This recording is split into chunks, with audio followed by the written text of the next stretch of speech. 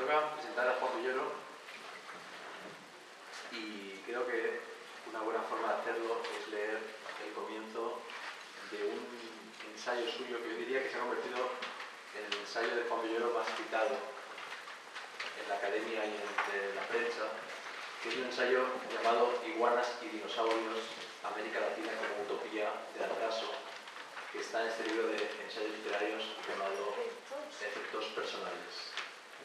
Se llama el ensayo Iguanas y dinosaurios. Y escribe Villoro: a los 4 años me encontré ante una disyuntiva que decidió mi vida.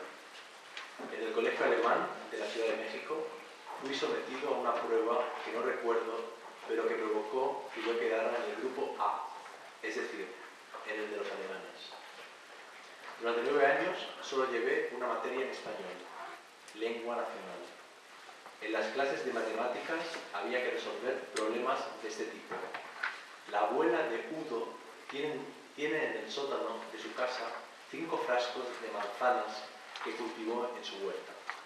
Con ellos piensa hacer apple-strudel. Si para cada pastel se requiere una manzana y media y en cada frasco hay 15, ¿cuántos puede hacer la abuela de Udo? Además de las imposibles matemáticas, me desvelaban otros enigmas.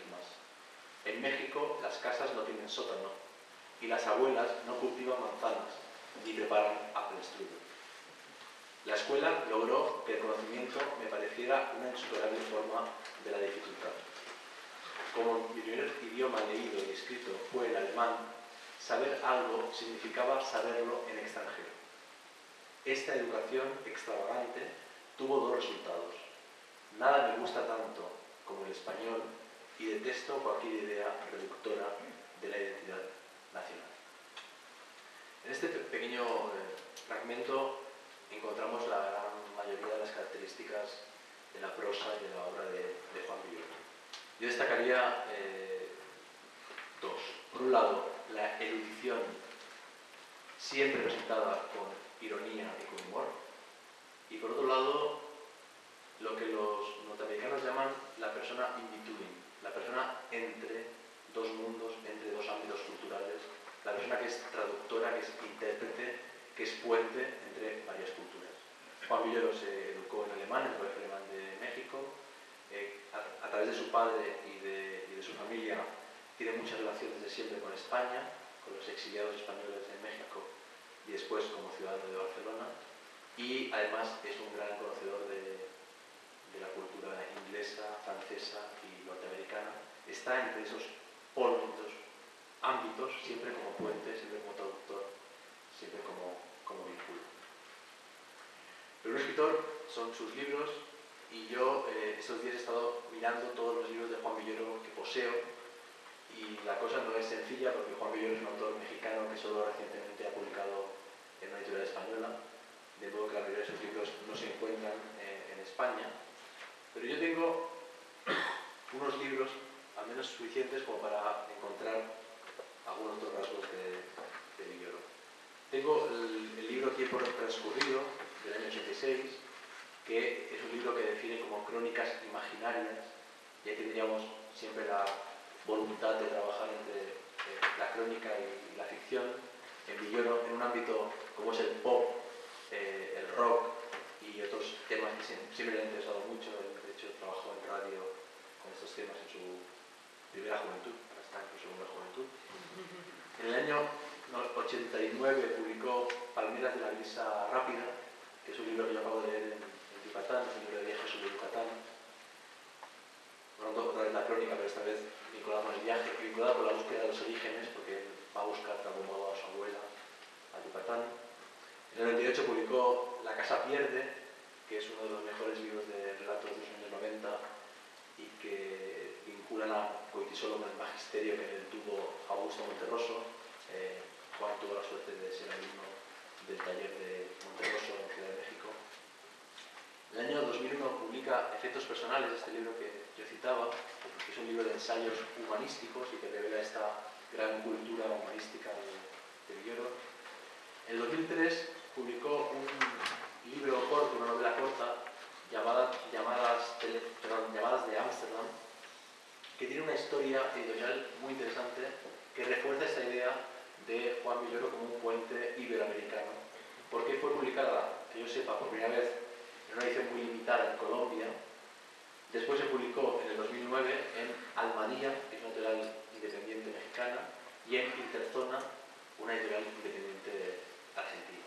Es un libro, por tanto, que revela que Juan Villoro tiene lectores en varios países de América Latina, que lo siguen en varios países de América Latina y que tiene esa generosidad de hacer partícipe de su obra a pequeñas editoriales con la idea de llegar al mayor número posible de interlocutores. En 2004 ganó el Premio Grande de Novela con El Testigo, que es la novela suya más conocida.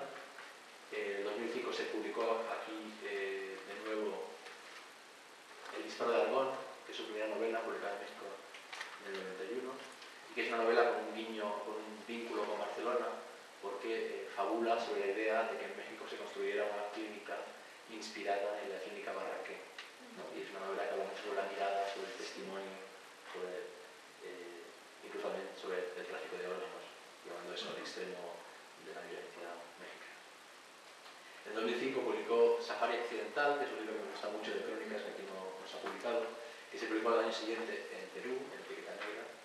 En el 2006, Dios es Redondo, sus ensayos y crónicas sobre fútbol, y nos lleva a otro mundo villoriano, que es el del fútbol, la pasión que él ha trabajado desde la calidad literaria. En el 2007 publicó De eso se trata, que es un libro para mí fascinante de ensayos sobre literatura, particularmente una crónica de ensayos sobre Shakespeare y Harold Bloom, que es perfecta. En el 2008 publicó Los culpables, un libro de cuentos. En el 2008 también Muerte parcial, una obra de teatro.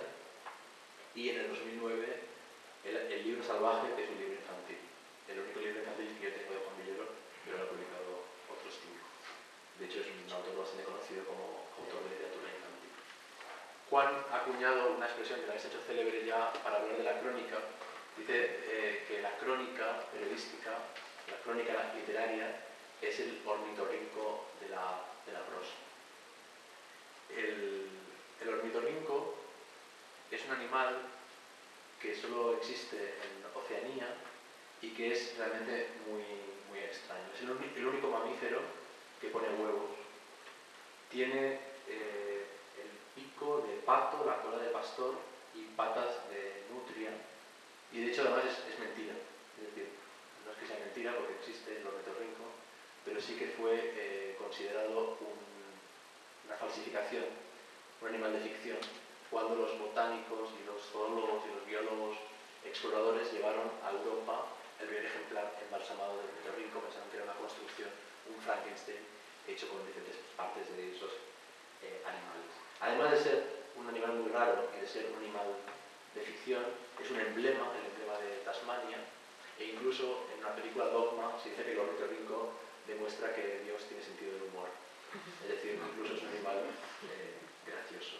Yo creo que la literatura de Juan Villoro es ornitorríntica, es decir, es un híbrido humanista de ficción y de no ficción, de deporte y de música y de alta literatura, de pop y de Shakespeare, de tradiciones culturales germánicas, francesas, inglesas, españolas, latinoamericanas y norteamericanas, es decir, de todo tipo de metáforas, de ironías y de sentido del humor. Bienvenido por todo, Juan Villoro, en tu prosa ornitorríntica. Mil gracias, Jordi.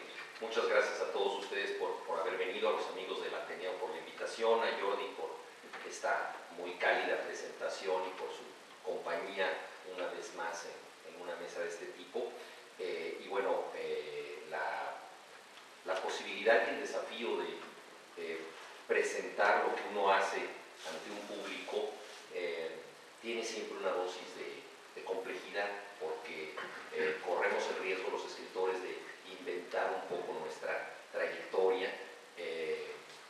Hay autores que con el tiempo empiezan a desarrollar teorías sobre sus novelas, sobre cómo escriben, sobre cómo comenzaron en el oficio, que acaban por ser más interesantes que sus propias obras. Entonces, a veces corremos el riesgo de hacer un poco ficción a partir de la manera en que nos vemos a nosotros mismos y en que tratamos de darle coherencia a un itinerario que inevitablemente le debe mucho al azar, a las corazonadas, a las incapacidades que uno ha tenido y que obligan a abrir ciertas puertas en ocasiones porque no se pudieron abrir otras. En su libro El oro de Flaubert, Julian Barnes habla en un momento, a propósito del novelista francés, el autor de Madame Bovary, de la necesidad que tiene todo autor de pacificar apócrifos, dice él. Es decir, todos nosotros podríamos llevar varias vidas distintas, todos nosotros podríamos llevar una vida que acaba por ser apócrifa, que no la llevamos, ¿no? Y de alguna manera, al elegir un camino, esto significa que cancelamos otros. Entonces, muchas veces las decisiones que nos llevan a ser lo que somos son bastante casuísticas, y con el tiempo revisamos y decimos, pero claro, todo tenía una lógica, porque desde el principio yo estaba llamado a hacer estas cosas, y procuramos darle un poco de sentido a la vida. Entonces, bueno, yo trataré ante ustedes de darle un poco de sentido biográfico y espero que metódico al oficio que he escogido, y posteriormente me gustaría mucho que a través de preguntas, ya sea en un diálogo con Jordi o con ustedes, podamos precisar más este itinerario a partir también de los intereses puntuales que ustedes tengan, no solo sobre alguna cosa que yo diga aquí, sino sobre el oficio en general, sobre la literatura latinoamericana o española, en fin, que exploremos juntos esto que finalmente es un camino en donde las preguntas siempre deben ser más que las certezas, ¿no? A mí me sorprende mucho cuando un autor está demasiado convencido de sus opiniones, o cuando un autor se gusta mucho a sí mismo. Por ejemplo, en el caso de la poesía, cuando se sabe de memoria todos sus poemas, uno se imagina que está demasiado satisfecho consigo mismo y ha abandonado el recurso fundamental de la escritura, que es la duda, la inquietud.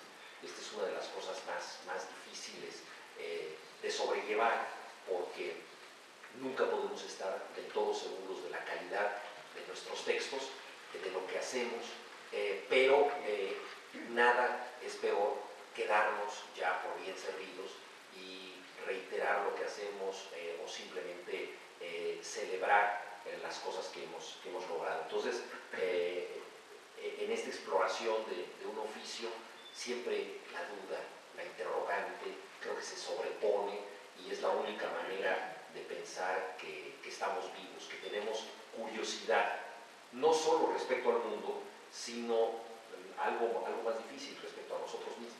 Es decir, que nos desconocemos lo suficiente para tratar de investigarnos por escrito. Yo creo que uno escribe, entre otras cosas, no porque sepa algo que quiera comunicar, sino para averiguar. En el caso de un historiador, en el caso de un científico, sería irresponsable comenzar un tratado desde la ignorancia y decir, voy a postular una serie de teorías que no conozco, y por una especie de arte de magia o un vudú voy a descubrirlas en la página. En el caso de la escritura, creo que el procedimiento es distinto. No es que el escritor no sepa, por supuesto, tiene que ser dueño de un oficio, tiene que tener una idea genérica de lo que hace, pero creo que en esencia muchas cosas se descubren en el diálogo con los materiales, en el camino mismo de la escritura, y es ahí donde uno va sorprendiéndose de los desafíos que se van encontrando y saldando página a página. Yo creo que en este sentido la literatura como hecho creativo no deja de sorprender al propio autor.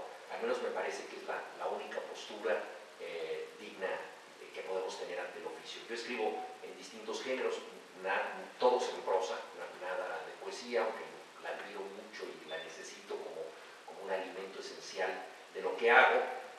Y alguna vez me han preguntado en qué género te sientes más cómodo, y yo respondo en ninguno, porque parte del atractivo de escribir en distintos géneros es recibir distintos tipos de desafíos y tener distintos tipos de inquietudes. Entonces, evidentemente no es lo mismo escribir un artículo periodístico en donde uno tiene que cumplir en velocidad y límite de extensión, y tiene un compromiso de claridad con los lectores que deben comprender esto en uno en el periodismo no puede posponer sus lectores para el futuro y decir, bueno, publico el día de hoy, 10 de noviembre de 2010, y ya la posteridad se encargará de descifrar lo que quise decir. Ese artículo no tiene ningún sentido. En cambio, en la novela uno puede posponer los efectos, uno puede asumir riesgos y devaneos que con el tiempo pueden cobrar cierta lógica. Entonces los desafíos, los riesgos, las tensiones de cada género son distintas, pero creo que en todas ellas debe haber un componente esencial de inquietud, de inseguridad, que haga que el escritor, como decía antes, tenga curiosidad no solo respecto a su tema y el mundo, sino respecto a sus propias posibilidades, a sus propios recursos. Es decir, uno se pone en juego. Creo que una de las mejores definiciones de género literario es la que encontró Montaigne con el caso del ensayo, y creo que la podríamos hacer extensiva a todos los géneros. Montaigne dice en un pasaje, me estoy ensayando a mí mismo, es decir, estoy explorando quién soy yo, soy mi propio campo de experimentación. En esa medida, en la medida en que él se ensaya, construye un género que nosotros podemos entender a partir de él como el género del ensayo, que no siempre se entiende de esta manera. Hoy en día la mayoría de los ensayos son ajenos a la vida y casi muchas veces uno pensaría el destino del autor. Pueden ser géneros de ensayos de divulgación, ensayos eruditos, no hay esta participación que entendía Montaigne de autodescubrimiento en el ensayo. Pero esto lo podríamos, decía yo, hacer extensivo a los demás géneros. Nos descubrimos en ellos, tratamos de ver quiénes somos, ¿no? Y eso creo que es muy significativo. ¿Cómo rastrear lo que uno ha hecho? Quisiera hacer un brevísimo apunte, digámoslo así, autobiográfico, para que me conozcan un poco más y pueda yo plantear ya sobre esta base personal algunas ideas que tengo sobre la escritura y sobre la forma en que la ejerzo. Como mencionaba Jordi, yo fui alumno del colegio alemán y esto me llevó a una situación de extrañeza respecto a la lengua muy grande, porque mis compañeros de clase se llamaban Helmut Weber, Rudi Roth, Peter Hoff, Ernie Schiller-Kemper, Josefina Stransky. Todos ellos eran compañeros que venían del mundo alemán. Venían del mundo alemán y para ellos el entorno en que vivían era un entorno que fomentaba lo que se enseñaba en el colegio, estas situaciones de problemas de matemáticas en donde la realidad mencionada en el problema no era ajena para mis compañeros, pero sí lo era para mí. Entonces la principal enseñanza del colegio alemán fue que me empezó a gustar mucho mi lengua, porque era una lengua suprimida, era una lengua que solamente podía usar en el patio o en la única clase que nosotros llevábamos, que era en castellano, que era la clase de lengua nacional. Entonces esta fue una sensibilización, creo yo, respecto al idioma, que me parece importante. En muchas ocasiones en la trayectoria de un escritor abundan ejemplos al respecto. Está el gusto por la lengua antes del gusto por la escritura, es decir, el sonido de las palabras, sus combinaciones, lo que quiere decir un idioma. Esto creo que es importante. La lengua en que hablan, por ejemplo, los padres, o la lengua que se ha tenido que abandonar muchas veces en el caso del exilio y que se convierte en un objeto del deseo, se convierte en algo que uno debe custodiar, y eso es algo muy, muy significativo. Yo frecuenté bastante a amigos catalanes en el Orfeo Catalán de la Ciudad de México, y el gusto, por ejemplo, con que ellos atesoraban la lengua catalana era sorprendente, porque en el caso del catalán era muy fácil pasarse al castellano. Todos ellos hablaban perfectamente el castellano y podían servirse de él. Un caso emblemático es el de Pere Caldés, uno de los grandes cuentistas de la lengua catalana, también muy buen novelista, y que hizo toda su trayectoria custodiando, defendiendo, manteniendo viva una lengua que no tenía en ese momento, digamos, posibilidades de circulación más allá de la pequeña comunidad catalana de México. Un caso equivalente, por ejemplo, es el de Elías Canetti en tiempos de la Segunda Guerra Mundial, que vive exiliado en Londres, hablando una lengua ajena y además sirviéndose literariamente de un idioma que se ha convertido en el idioma del enemigo. O sea, no solamente es que hable otra lengua, habla la lengua adversa, la lengua ajena. Entonces muchas veces esta situación de poner a prueba un idioma fortalece el aprecio que le tenemos, la posibilidad de perderlo, la posibilidad de no dominarlo del todo. Y yo creo que es muy importante para un escritor nunca dar por seguro el dominio que tiene del idioma. Es decir, mantener cierta inseguridad respecto a su lengua, cierto carácter tentativo, de uno decir, podría decir esto, pero tal vez podría decir otra cosa. Esto no me suena del todo bien, ¿qué tal si ensayo algo distinto? Cuando pasamos de manera muy fluida, muy natural, del idioma que usamos en una tertulia al idioma en que escribimos, es decir, cuando perdemos la posibilidad de reinventar y construir en la página, creo que nos perdemos de una opción muy interesante de la palabra escrita, que es justamente la de encontrar una voz que, siendo muy parecida a la que se usa en las calles, tiene una dimensión distinta, tiene una dimensión de un trabajo que la convierte en una lengua literaria. Muchas veces los mejores pasajes literarios simulan la naturalidad, pero en la literatura la naturalidad es, por supuesto, una ilusión.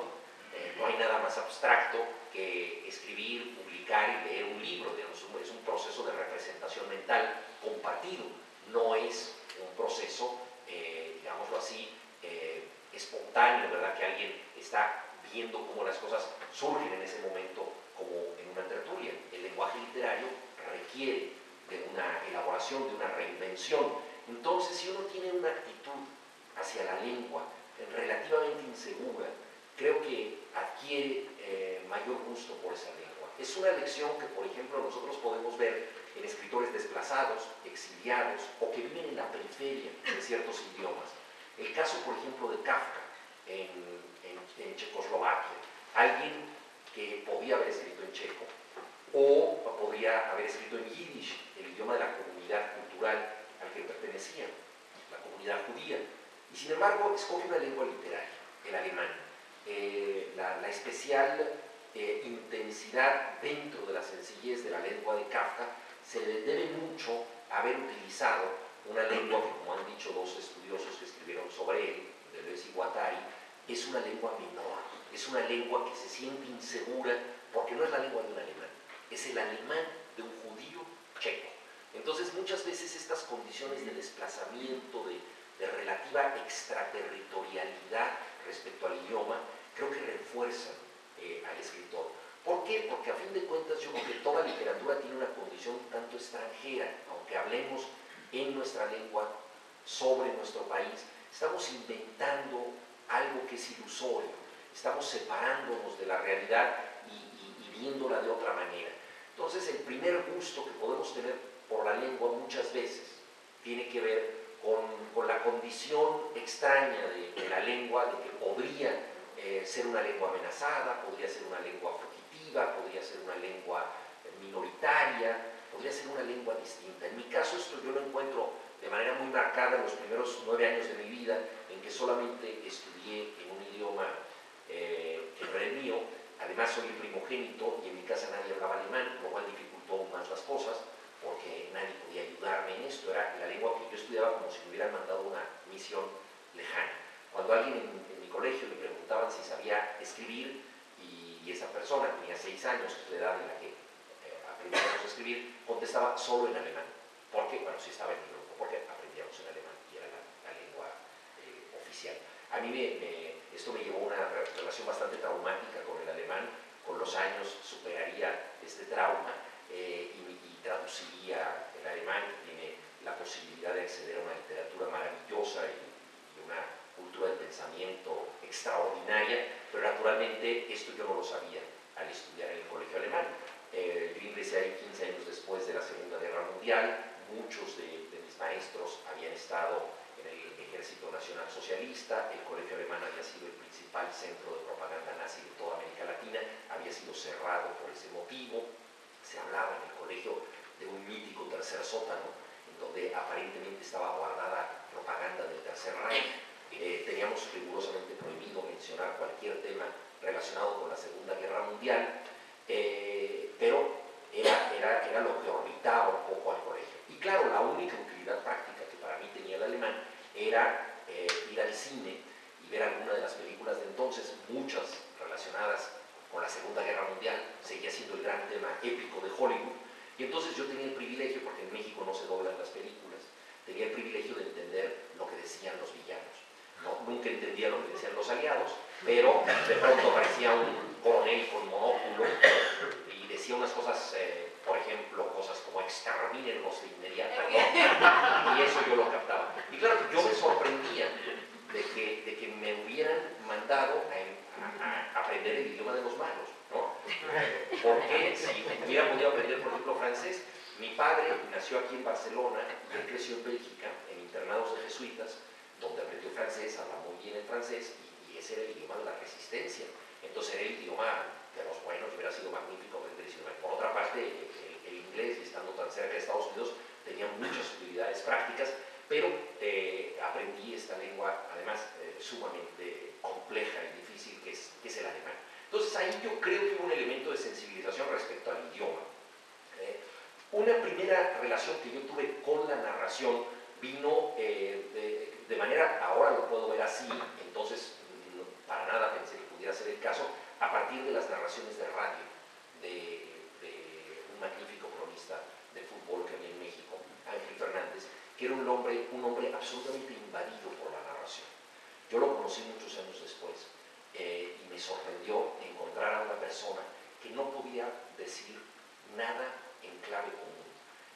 Todos nosotros usamos el lenguaje en distintos registros, usamos un lenguaje oficial ante nuestro jefe, un lenguaje formal en un trámite burocrático, un lenguaje de otro orden para regañar a un hijo nuestro, en fin, usamos distintos matices de lenguaje. Pues este era un hombre invadido por la narración. Probablemente se trataba de una especie de perturbación psicológica que le impedía decir nada literal. O sea, él era un hombre que negaba la literalidad. No podía decir nada que no contuviera una metáfora, un símil, algo, ¿no? Cuando él narraba partidos de fútbol, reinventaba los juegos y el más aburrido de los encuentros se convertía en la guerra de Troya. Cuando se inventó la televisión, a él le pareció que se trataba de una especie de aparato perverso en donde se podía ver todo aquello que él antes convocaba con sus palabras. Y entonces, ¿qué hacer ante un aparato donde el espectador está viendo todo? ¿Para qué describirle eso si ya lo ve? Que es lo que muchas veces nos preguntamos cuando oímos a los narradores hoy en día. Entonces, lo que hizo fue desentenderse de la descripción y fabular a partir de metáforas. Entonces, un defensa fornido alemán avanzaba por la pradera derecha y él decía: aquí viene Hans-Peter Riegel, que en alemán quiere decir ferrocarriles nacionales de Alemania, ¿no? Y así sucesivamente, ¿no? Un defensa ruso salía por los aires y decía: Chesternev vía Sputnik a Rusia, ¿no? El equipo América de la Ciudad de México hizo debutar a un joven talento que dio un partido maravilloso en este encuentro con la afición. Y al término del partido este novato se llamaba Cristóbal Ortega y el equipo América lo hizo debutar. Y al término del encuentro Ángel Fernández dijo: señoras y señores, hemos vivido en el error. América descubrió a Cristóbal. Reinvirtió el descubrimiento de América. Algunas de sus metáforas eran verdaderamente extravagantes. Por ejemplo, cuando un jugador era muy cruel en alguna entrada, decía: le hundió el acero hasta donde dice Solín. Durante años me pregunté qué quería decir eso, e incluso como alumno del colegio alemán lo ignoraba hasta que supe que había una fábrica de cuchillos y tenedores y todo en el Ruhrgebiet de Alemania, que es Solingen, ¿no? y que mucha cubertería tiene la palabra Solingen, se pronunciaba como Solingen. Entonces, bueno, él había visto eso y unía los datos de esta manera. Era un hombre muy culto, entonces de pronto citaba a Pessoa en medio de un partido y también citaba la letra de un corrido mexicano, ¿no? Por ejemplo, de pronto un jugador se encrespaba y llegaba como queriendo pelear con otro y entonces decía: aquí viene González echando mano a sus fierros como queriendo pelear. Esa es la letra de un corrido. Y así sucesivamente. Incluía, por ejemplo, el disparate, ¿no? En alguna ocasión jugó la selección soviética en México y tenía en el pecho la selección de la Unión Soviética unas siglas que eran URSS, ¿no? Unión de Repúblicas Socialistas Soviéticas. ustedes recordarán, las siglas estaban exacto en el alfabeto cirílico, CCCP. Entonces de pronto enfoca la cámara a una camiseta soviética y dice, ustedes se preguntarán qué quiere decir eso, muy sencillo.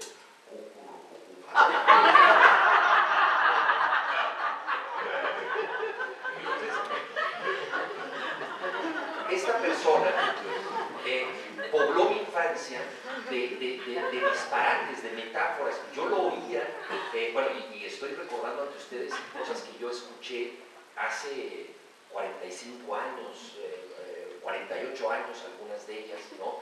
Y bueno, y la antología de recuerdos de él es extraordinaria. Íbamos al estadio con un radio para oír su narración porque el partido se desdoblaba en otro si él lo estaba narrando, ¿no? Un partido aburridísimo, él decía, se hunde la nave, niños y mujeres primero, sálvese el que pueda, y el partido era muy malo, pero uno se emocionaba con todas estas cosas que decía él.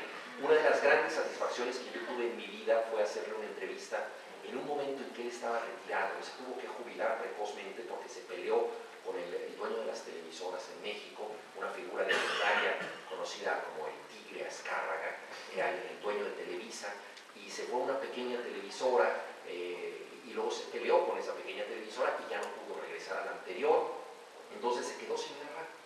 Y entonces pude estar con él mucho tiempo, me hice amigo de él y lo frecuenté hasta su muerte en 2006. Nos hicimos muy amigos y es una persona que yo quise mucho, pero desde el momento en que le hablé por teléfono, entré en contacto con este timbre de gran narrador, que tenía esa voz vibrante, metálica de los locutores. Entonces me dijo, tu apellido me suena de algo, ¿a qué se dedica? Pero sintió que mi voz era muy joven, y en efecto lo era en aquel momento, y dice, ¿a qué se dedica tu padre? Y yo le dije, bueno, pues es profesor de filosofía. Y me dice, dice, es un amigo de Kant. Entonces ya así luego me describió cómo llegar a su casa y la descripción fue una verdadera narración, ¿no? Y entonces llegué yo y no me di cuenta que atrás de mí venía un jardinero con una guadaña para cortar el césped.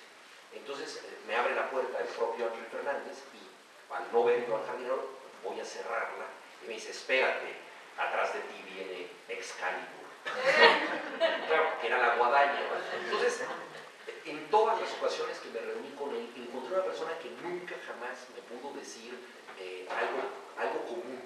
O sea, estaba impedido de literalidad. Es la única persona que yo he conocido de ese tipo, ¿no? Una vez desayunamos y llegó con una gorra y traía una extraña mascada. Y le digo, ¿y esa gorra? Ángel me dice, no sé, dice, hoy me vestí como Bill Clinton, porque Clinton usaba una gorra. Dice, esas cosas, todo lo decía así. Entonces, bueno, esta persona a mí yo creo que me regaló dos cosas que yo no sabía en ese momento que él me estaba regalando, o quiero ver ahora como un regalo a través del tiempo, que es por un lado asociar una actividad que me gusta mucho, como el fútbol, a la palabra. O sea, la posibilidad de entender que las cosas interesan más porque pueden ser narradas, ¿no? No hay nada más interesante que hablar de lo que nos gusta y describir durante largas horas de controversia algo que duró un instante en la realidad, ¿no? Entonces estas situaciones que en el fondo creo que son terapéuticas, que nos llevan a discutir eternamente sobre una jugada o sobre algo que nos compete, que nos interesa, puede ser una película, puede ser otra cosa, pero esta capacidad de darle una representación a la realidad que hace más rica la realidad, eso me pareció central en la herencia que me dejó Ángel Fernández. Y por otra parte, creo que a partir de ese momento, sin que yo supiera, me inculcó el deseo de narrar, el deseo de agregarle algo a la realidad.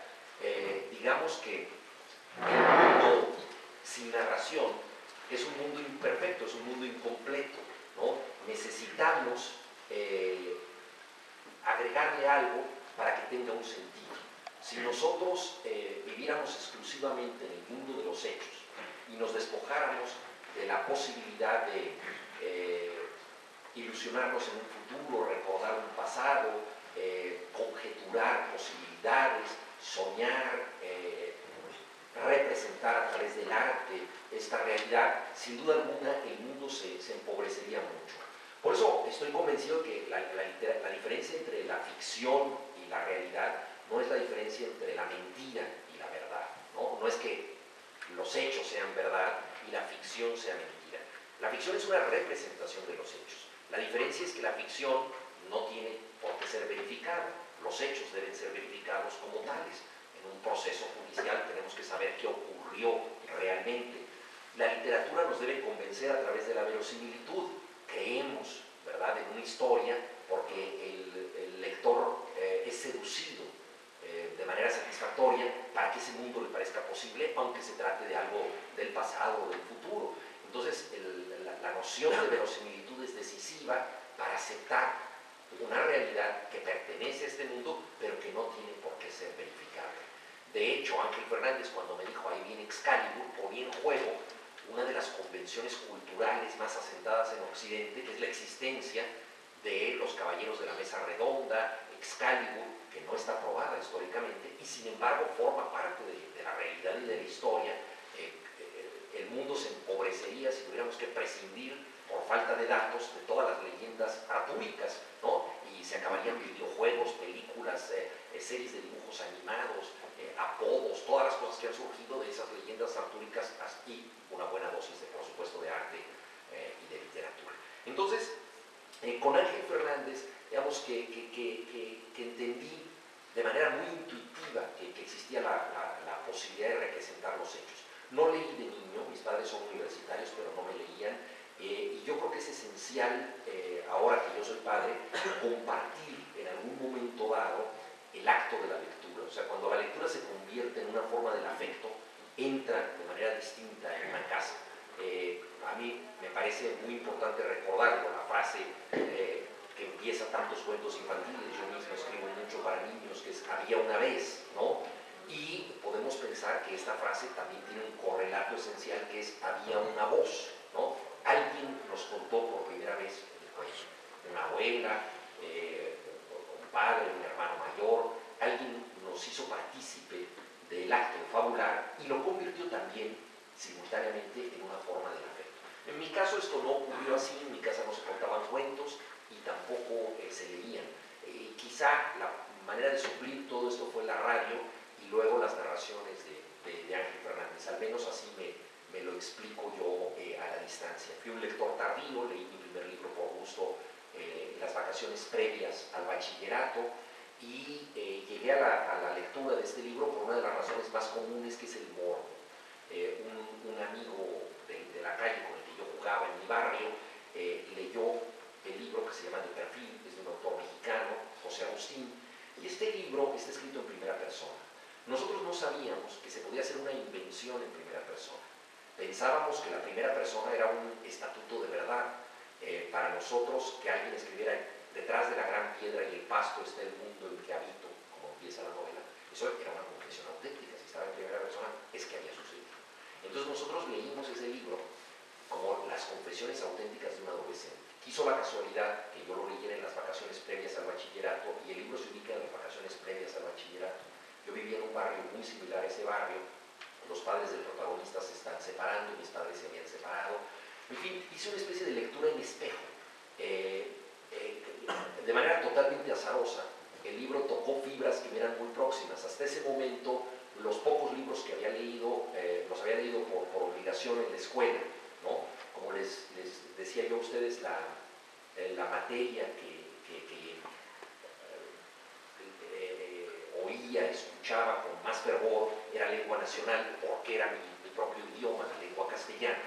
Y esto para mí era muy, muy importante, pero también ahí me llevé algunos encontronazos fuertes. Uno de ellos fue cuando a los 12 años nuestra maestra descubrió que estábamos ya en edad de leer un clásico y llevó varios para escoger. Y la mayoría escogió El Lazarillo de Tormes porque era el más delgado, algún empollón escogió El Quijote o La Eneida, algún clásico muy robusto, y yo escogí El Cantar del Niño Cid porque había visto una película maravillosa con Charlton Heston y Sofía Loren sobre el Cid y me había encantado.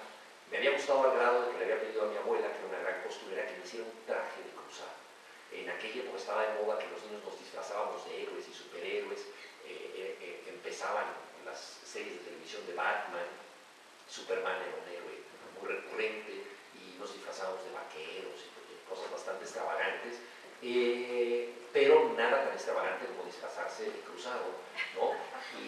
Y entonces me hizo una cota de malla con un mosquitero, porque ella venía de Yucatán, y un día salí yo a combatir a los moros en el barrio de Mixcoac, que en náhuatl quiere decir es el nido de las serpientes, Mixcoac. Naturalmente, mi aparición fue muy extraña y todos los superhéroes se unieron en mi contra. Y me dio una vergüenza absoluta verme vestido así con unas mallas, y bueno, una cosa ridícula. Y entonces el Cid se convirtió para mí en un héroe literalmente de armario. Colgué el disfraz, no volví a usarlo, y cuando supe que había un libro que contaba su historia de inmediato, lo busqué. Pero no era una adaptación para niños, sino que era el texto original de Los ojos tan fuertemente llorando, así comienza, es una obra cumbre de la literatura y un primer testimonio de la grandeza de la lengua castellana. Yo no estaba en condiciones de entender nada de eso, me estrellé con el libro, no pude entrar ahí, me sorprendió que una película tan maravillosa se hubiera hecho con un guión tan malo. Bueno, Hollywood hace milagros, ¿no? Y entonces la literatura no me interesaba para nada, había tenido este tipo de contactos fugaces, otros más que ahora les ahorro, hasta que llegué a este encontronazo central con el libro de José Agustín, un poco, como les decía yo, por la posibilidad de sentirme por primera vez y para siempre incluido en el hecho literario. Yo creo que uno de los grandes misterios de la percepción del hecho estético es que podemos formar parte de él. Y claro, cuando uno extiende sus posibilidades como espectador del arte, de pronto uno establece contacto con pintores de otras épocas, de otras latitudes, y uno se sorprende de cómo se siente sobrecogido por algo que fue fijado en un lienzo hace tantísimo tiempo, ¿no? Y en circunstancias muy distintas a las nuestras. Uno de los misterios del hecho estético es la posibilidad de compartir, el punto de entrada a esto, es decir, yo no soy ruso y Dostoyevsky me conmueve de una manera extraordinaria, ¿no? No soy japonés y Kawabata me lleva a un mundo que de alguna manera es mío, ¿no? Entonces esta manera de hacer universal la experiencia tan singular de un hecho estético es algo que tenemos que vivir en cada una de las obras que disfrutamos. La primera vez me ocurrió a mí de manera bastante obvia porque yo estaba prácticamente enfrente de algo que me definía, que me describía. El protagonista del perfil no tiene nombre. Y yo me convencí de que el autor no le había puesto nombre para que no me descubrieran a mí, porque era mi vida, así lo interpreté literalmente, claro, con la vanidad del lector adolescente, y hubo miles de lectores adolescentes que pensaron exactamente lo mismo. A partir de ese libro decidí no solamente leer, sino escribir. Se convirtieron en dos hechos simultáneos. Si yo tuviera que escoger a un lector ideal, escogería a alguien que nunca ha leído un libro con gusto. O sea, escogería a alguien que no es un lector y que de repente en las páginas de un libro se convierte, cruza esa línea y por primera vez entiende que la lectura es una forma de la felicidad.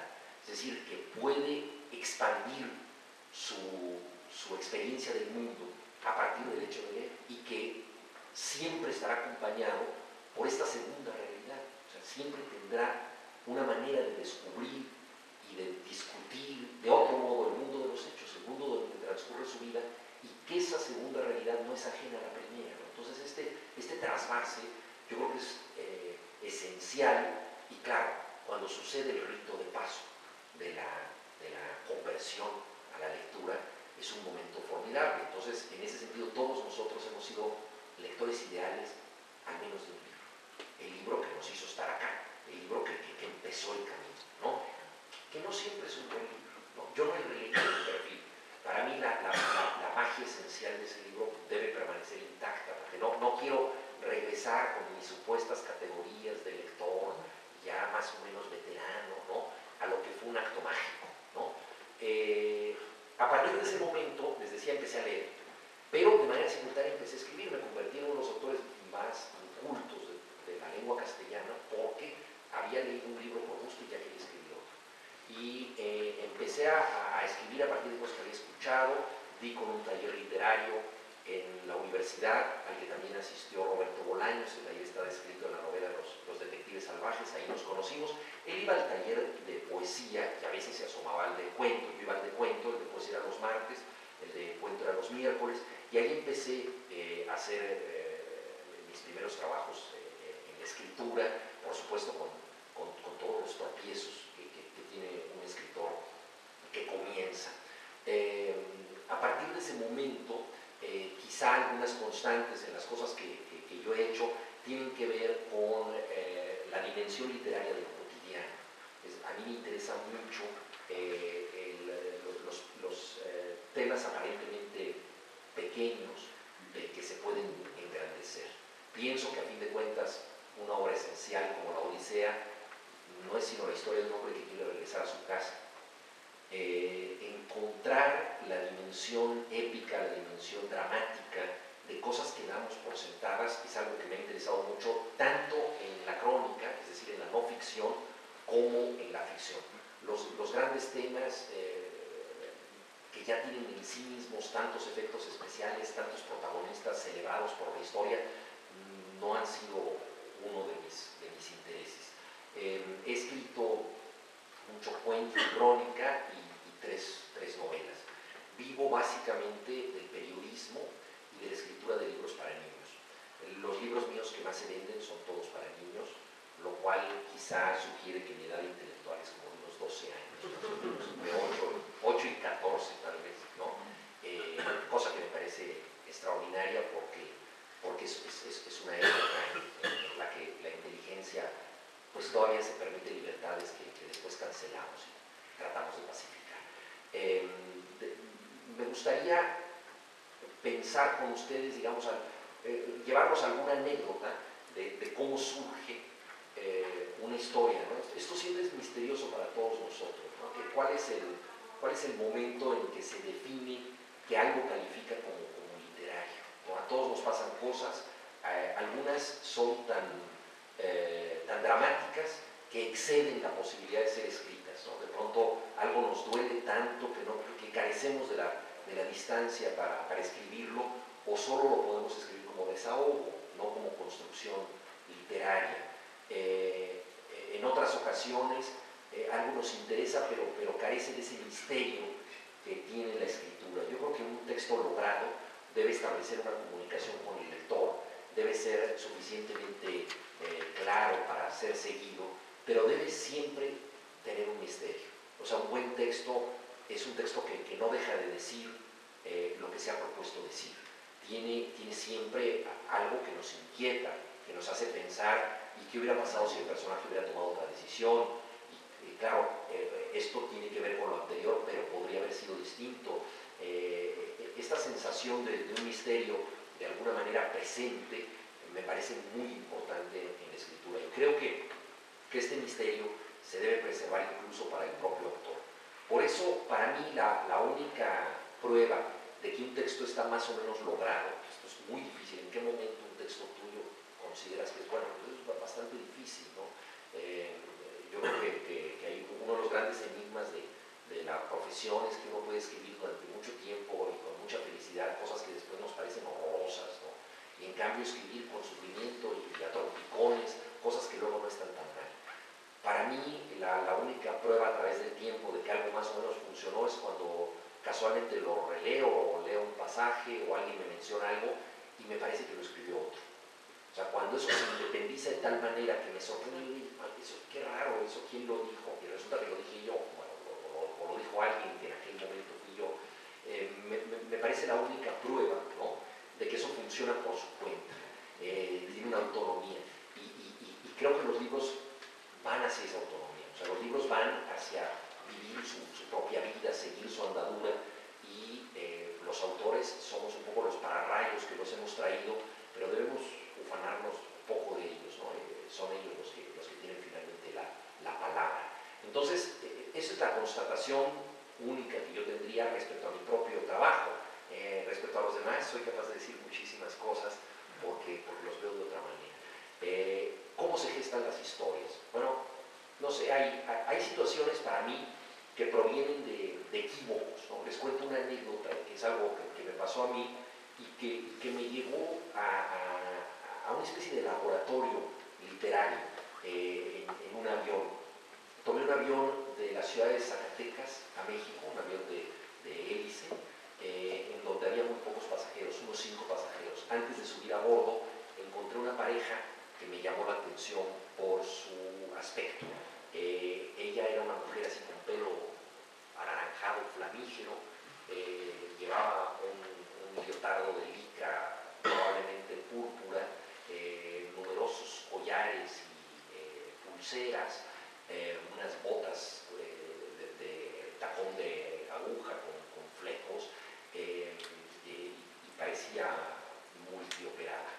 Él era un hombre rapado como skinhead, con muchos tatuajes, camiseta de basquetbolista, medallas de oro, esclavas de oro, relojes de oro, varios celulares en el cinturón, un cinturón que en México se aprecia mucho, que se llama cinturón piteado, que son unos cinturones artesanales hechos en las zonas rústicas y que cuestan hasta $1000, unas botas hechas de una piel de un reptil que yo no podía descifrar, una especie de reptil con crestas, una víbora extraña, y el hombre habló en inglés muy fluidamente en uno de sus celulares y luego habló con un acento muy rústico, un poco canalla, en español por otro celular. Iban con un niño, el niño llevaba unos falsos tatuajes, pegatinas, ¿no? Y también el pelo de skinhead. Los dejé pasar y subimos a bordo. Y naturalmente yo pensé que estaba en compañía de personas que se dedican a una de las actividades más extendidas en México, que es el crimen organizado. El narcotráfico ha durado lo suficiente en México para que haya una subcultura del tema. La gente se vive como narcotraficante, viste como narcotraficante, se casa en iglesias de narcotraficantes, hay banquetes de narcotraficantes, hay moda de narcotraficantes. Entonces esto lo vemos y claro, preferimos actuar con cuidado, pero es una realidad paralela que muchas veces se cruza con la nuestra. Fue lo que pensé cuando ellos subieron a bordo, ¿no? El avión despegó y éramos muy pocos en un avión de hélice y dijo la azafata, no se vayan a cambiar de lugar porque hemos calculado el peso de los pasajeros para equilibrar el avión. Entonces, bueno, a pesar de esta advertencia, la mujer, el hombre tuvo un sueño de piedra de inmediato y la mujer se levantó y se sentó junto a mí. Y me dijo, ¿puedo hablar con usted un momento? Y dije, sí. Dice, no, pues, le quiero hacer unas preguntas. Entonces me empezó a contar una historia de su marido, que había tenido problemas con unas personas que le daban trabajo, y que se estaba alejando del lugar donde vivían, y que el problema era muy grave. Y fue narrándome de manera vaga, pero contándome, digamos, que era un hombre de apuros que estaba huyendo de sus antiguos empleadores. Y finalmente me hizo la pregunta que le interesaba y me dijo, ¿usted cree que los hombres pueden perdonar? Y claro, me pregunto eso, ¿por qué? Y en ese momento, ¿usted cree que los hombres pueden perdonar? ¿Existe el perdón en ellos? Entonces, hasta ese momento, yo había visto la historia desde una perspectiva, que era la mía. Había visto la historia de dos personas que podía yo digamos, asociar con gente vinculada con el narcotráfico, por la forma de vestir, por todo esto. Lo confirmaba un poco el relato de esta persona. En las noticias en ese momento se estaba hablando mucho de ciertas cumbres que se estaban haciendo para reorganizar los grupos, los cárteles de narcotráfico, porque se ha desatado una guerra contra los cárteles. Entonces todo esto ha creado una recomposición del crimen organizado. Entonces yo pensaba en eso. Pero entonces me di cuenta de cómo me veían ellos. O sea, quién era yo para ellos. Y empecé a repasar lo que yo había sido para ellos desde que subimos a bordo. Yo iba vestido de negro. Le cedí el paso de una manera bastante protocolaria. El idioma que yo hablo es muy elaborado para gente como esa. Yo me persigné al despegar el avión porque cuando juega mi equipo o cuando despegan los aviones, siento una pulsión religiosa muy grande. Iba leyendo un libro del escritor holandés C.S. Noteboom que se llama El Día de Todas las Almas. Entonces la señora que estaba al lado mío no tenía la menor duda de que yo no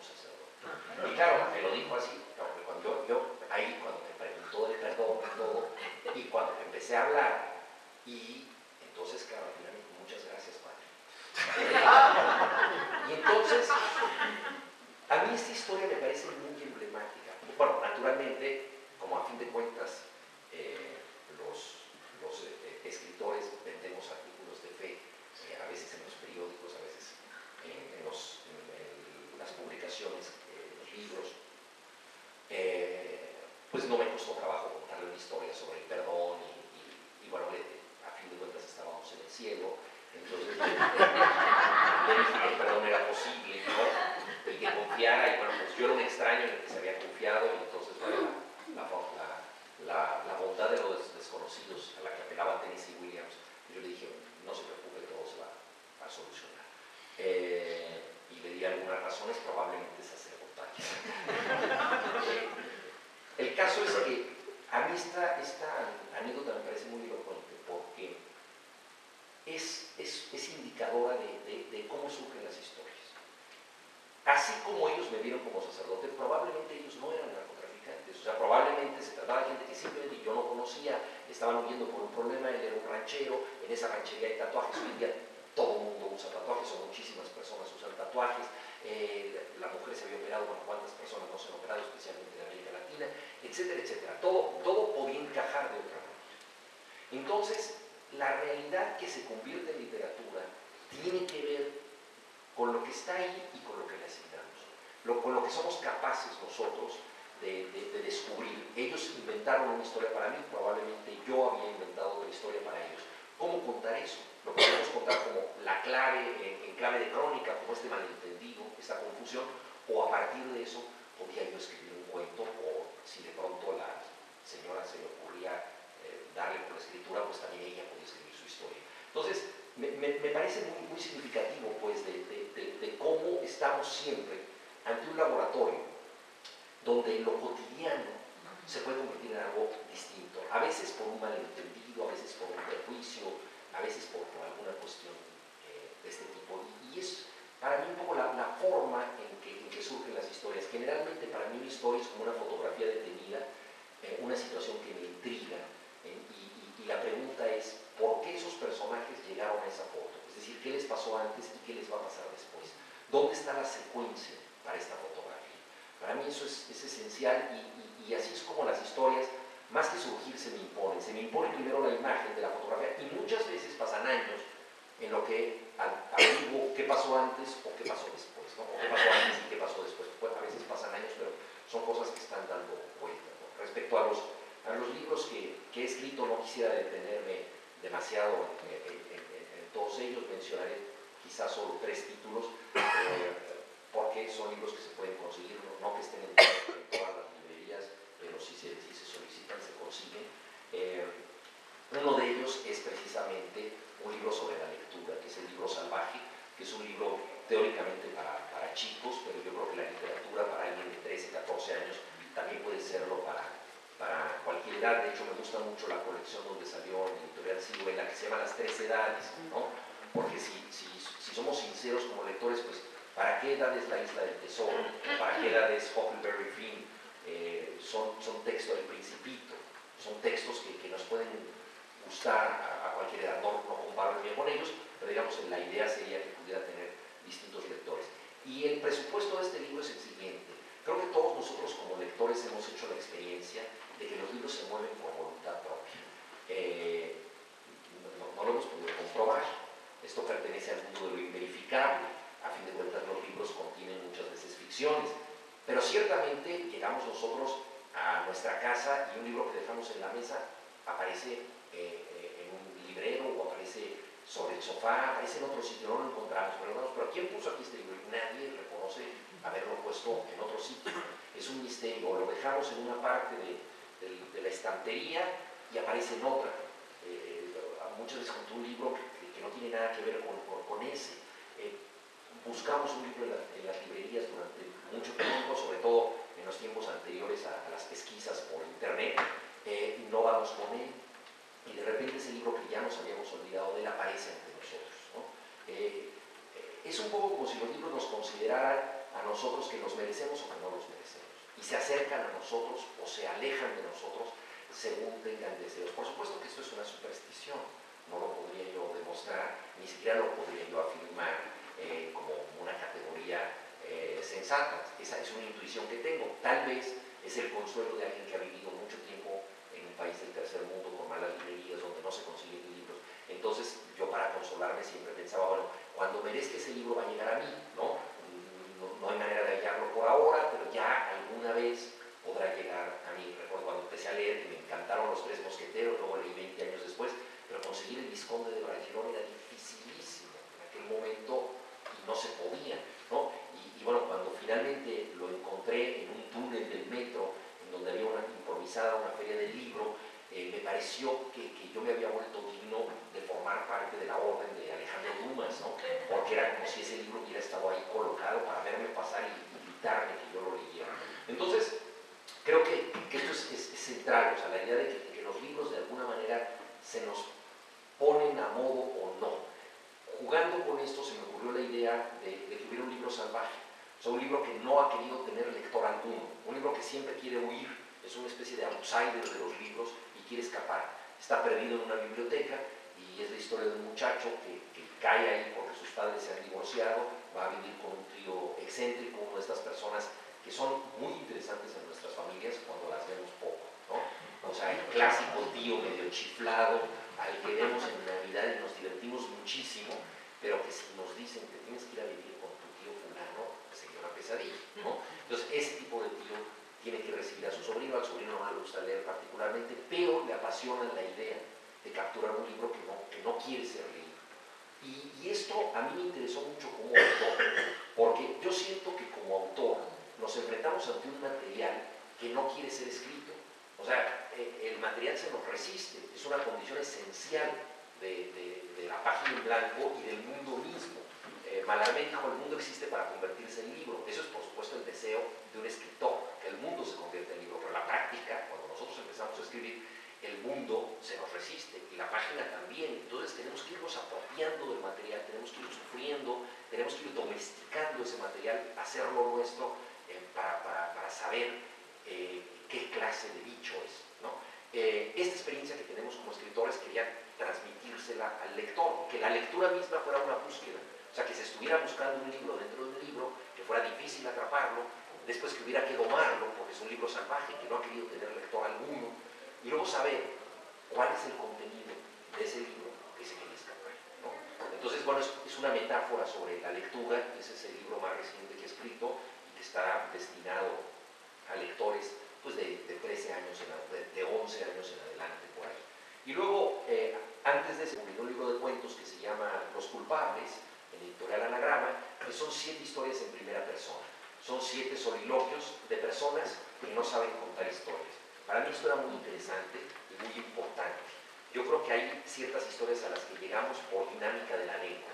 Me sorprende cuando estamos en la antesala del médico o en un autobús o en un bar y de pronto alguien está contando una historia por el encanto añadido de que no sabe que está contando la historia.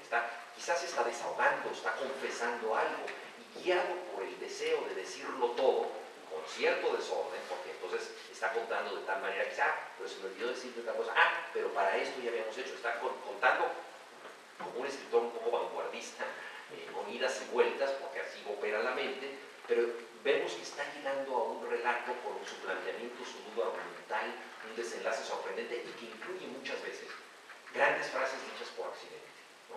Entonces, esas son 7 personas que no quisieron ser escritores. Uno quiso ser escritor y fracasó, pero uno es un mariachi, un cantante popular, otro es un futbolista, otro es un ejecutivo que se la pasa perdiendo aviones, otro es un hombre que está limpiando vidrios en un andamio, en un altísimo edificio. En fin, son personas ajenas al hecho literario y todas ellas, digamos, se vuelven culpables de literatura al confesar algo que no querían decir y trato de recuperar un lenguaje que no es coloquial en la medida en que no reproduce el habla coloquial de ningún lugar y simplemente explora las posibilidades naturales del habla. O sea, alguien eventualmente en algún momento podría hablar así porque es un lenguaje natural, no codificado literariamente, no estilizado y ese es digamos, el recurso esencial de estas 7 historias de los culpables. Y un poquito antes de eso, la novela que ya mencionó Jordi, El Testigo, que esa es una novela muy extensa que trata de muchísimas cosas y sobre todo es la evocación de un poeta, el que quizá fue el mayor poeta mexicano, fundador de nuestra modernidad poética, Ramón López Velarde. Y yo quería hacer una novela, no tanto sobre un poeta, aunque su vida fue muy apasionante, murió a los 33 años, se enamoró de 4 mujeres, las 4 lo quisieron, las 4 lo rechazaron, las 4 murieron solteras, tuvo vida verdaderamente de poeta, no conoció el mar, nunca tuvo una casa, nunca tuvo un reloj, y es el poeta nacional mexicano, ¿no? El equivalente a Pessoa para los portugueses. Entonces su propia vida es muy, muy enigmática, era un poeta vanguardista y muy costumbrista, muy relacionado con la provincia, católico y al mismo tiempo transgresor, en fin, una gente, como él mismo dijo, de funestas dualidades. Su vida es muy interesante, pero sobre todo quería hacer una novela sobre cómo leemos a los poetas. Es una novela de cómo podemos interpretar la lectura de los poetas, y es el narrador, es un personaje mexicano que lleva 24 años fuera del país, un investigador literario que regresa por circunstancias personales a México, se encuentra en un país que ha cambiado muchísimo porque la situación política se modificó después de 71 años del PRI en el poder. Hay un nuevo partido que es el Partido Conservador, el PAN, que es una especie de PP reforzadísimo, y él empieza a buscar su propio pasado, historias personales y unos papeles perdidos del poeta que lo llevan a una exploración de la forma en que leemos a los poetas y cómo los poetas tienen una posteridad que los trasciende y que permite que hagamos sobreinterpretaciones sobre ellos. Hay un sacerdote, por ejemplo, que cree que Ramón López Velarde es un santo que ha obrado milagros y cree demostrar 2 milagros a partir de los poemas de López Velarde, y falta un tercer milagro para canonizarlo, ¿no? Porque el Vaticano pide 3 milagros certificados para que alguien califique como santo. Entonces hay una lectura, digamos, muy religiosa de López Velarde, y encuentra otras. Entonces, en fin, es una celebración sobre el acto de leer a los poetas y también una reflexión sobre la figura del testigo. Por eso la novela se llama así. A mí me interesa mucho cómo nosotros rendimos testimonio, ya sea en la ficción o en la crónica, hasta qué punto somos testigos fieles. Todos tenemos subjetividad y sin embargo creemos ver los hechos de una manera que fue cierta, ¿no? Entonces, hasta qué punto, desde un punto de vista psicológico o moral, somos testigos fieles. Entonces, toda la novela es una reflexión sobre la figura del testigo, como el protagonista, Julio Valdivieso, ha estado mucho tiempo fuera de México. Al regresar ya se convirtió en alguien un tanto ajeno. Más que un protagonista de ese país, es un testigo. 24 años son muchos, pasaron demasiadas cosas. Entonces ve las cosas con el distanciamiento del testigo, y la novela también reflexiona sobre esto. Bueno, ya con todo esto que he dicho, biográfico, reflexión sobre la lectura, algunos apuntes sobre 3 libros míos y la manera de escribir, yo creo que ya tenemos suficiente para pasar a la parte más agradable. Gracias.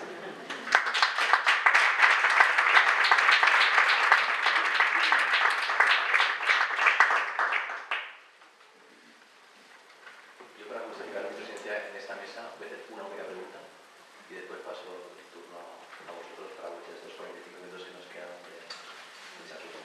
Mi pregunta tiene una motivación porque tengo alumnos en el público de mi asignatura de viajes, y porque he notado que es un tema que tú has mencionado de forma indirecta. Por ejemplo, el hecho de que Julio Valdivieso vuelva en un viaje de retorno, o el hecho de que la anécdota que contabas del avión sea un viaje. Pero es curioso cómo no has incorporado a tu discurso la importancia que han tenido los viajes en tu vida y sobre todo en tu obra. Por ejemplo, viviste en Berlín unos años, has estado en New Haven y en Yale dando clases. Evidentemente tienes como 2 domicilios entre Barcelona y México, conoces muy bien América Latina, has estado en Cuba o en Japón. ¿Qué papel le das a los viajes en tu biografía y hasta qué punto crees que el viaje es importante en tu obra?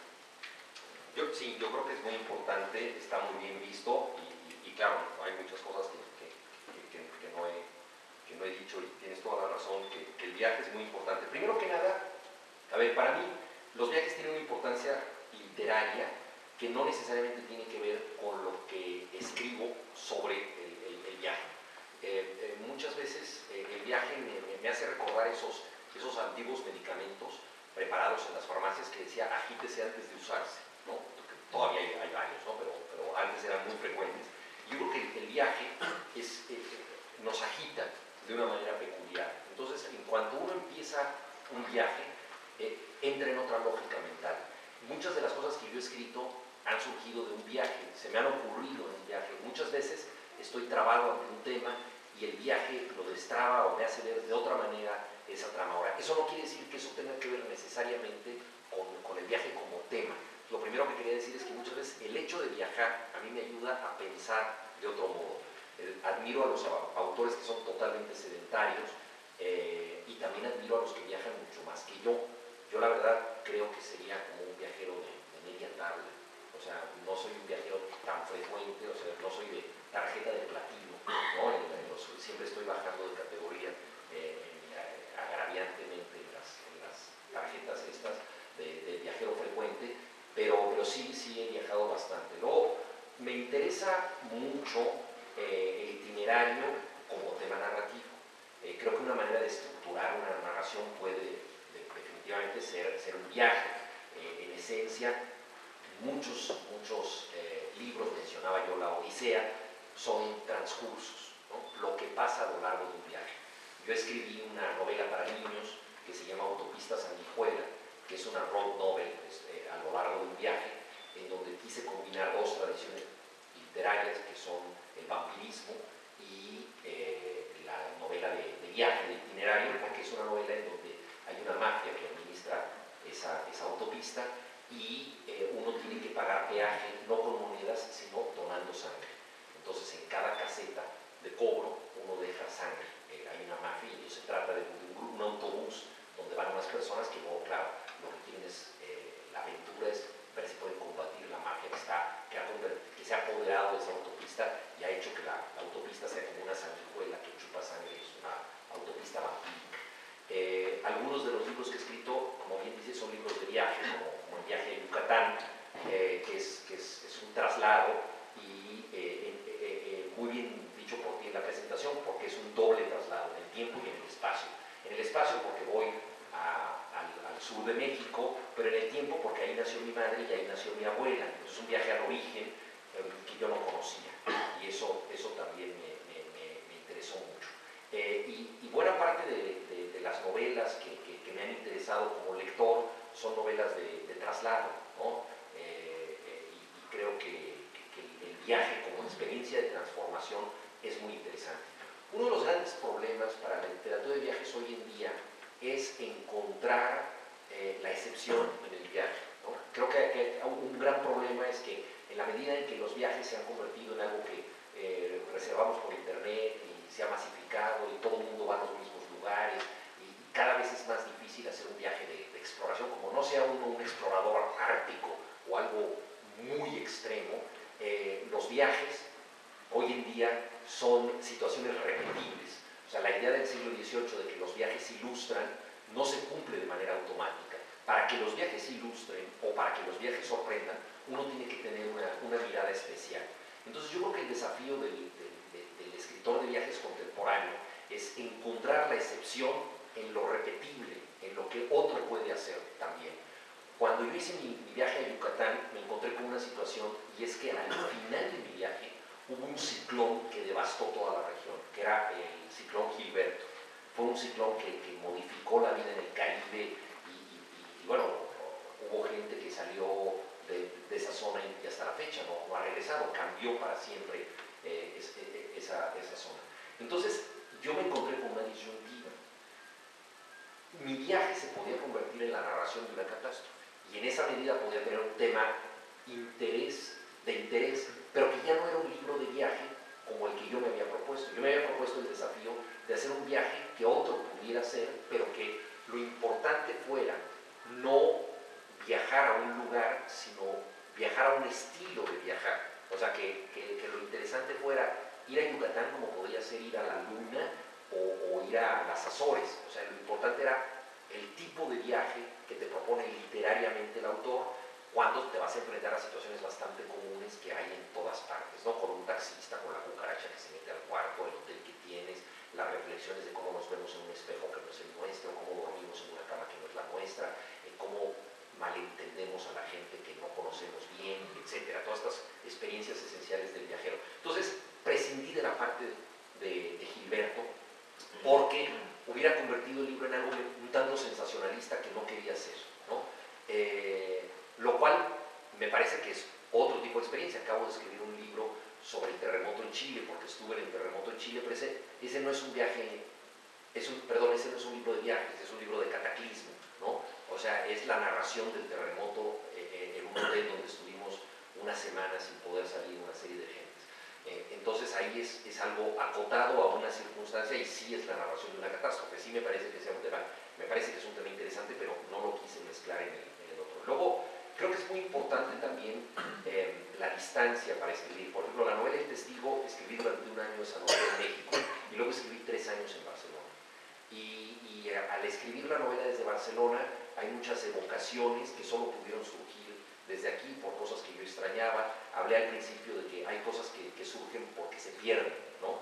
Y los desplazamientos nos ayudan en esto, ¿no? Por ejemplo, hay autores como Salman Rushdie perdió Bombay porque era la ciudad de su infancia, Günter Grass perdió Danzig porque era la ciudad de su infancia, no volvieron ahí y las han evocado de muchas maneras en su literatura. Yo no he perdido mi país, no he sido un exiliado forzoso, pero vivir 3 años en otro lugar te pone un poco ante esa perspectiva de lo que solo puedes recuperar a través del deseo de lo que está lejos, ¿no? Entonces, cultivar la nostalgia también es una aventura literaria interesante. Y así como me interesa la literatura de trayecto, de traslado, por ejemplo, en Los Culpables hay un cuento que es un cuento de viaje, que se llama El Crepúsculo Maya. A mí me intriga mucho en las carreteras de México, sobre todo en las carreteras secundarias, las pequeñas, me intriga mucho que haya en algunos lugares del desierto vendedores de iguanas. Son personas que están acuclilladas en una postura que es bastante incómoda, especialmente para los que somos altos, y tienen un racimo de iguanas tomadas del rabo y las ofrecen a los coches que van pasando por la vía. La iguana normalmente no se come en México, aunque algunos la comen, tampoco es una mascota frecuente.